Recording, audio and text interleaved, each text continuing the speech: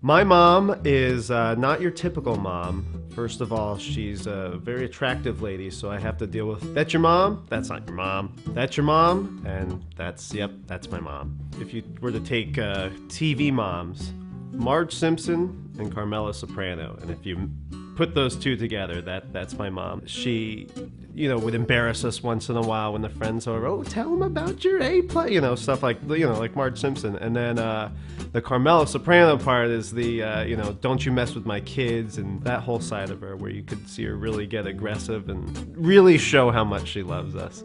So, Mom, I love you. Happy Mother's Day.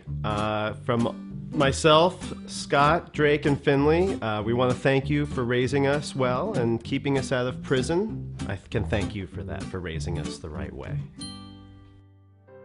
My mom.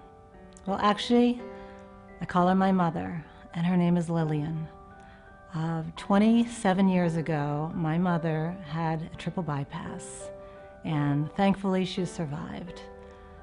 She's now 80 years old this year, and 2 weeks ago, she had another heart attack. She is a gem, and obviously a tough cookie for pulling through 2 heart attacks.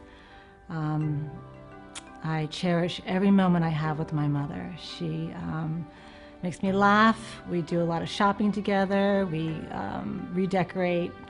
As I reflect on this coming Mother's Day, I have to say, I'm so grateful for every day that I have with my mother.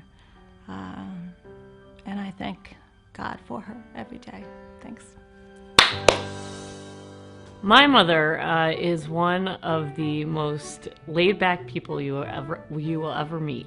She becomes a completely different person at sporting events. I coach the JV team in New Canaan for girls lacrosse, and one of our first games was against Wilton.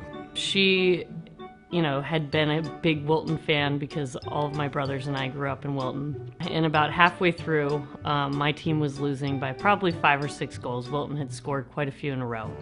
And my JV assistant coach turned to me and asked, "Who is the crazy lady ringing her cowbell out of control?" And I had to say that it was my mother.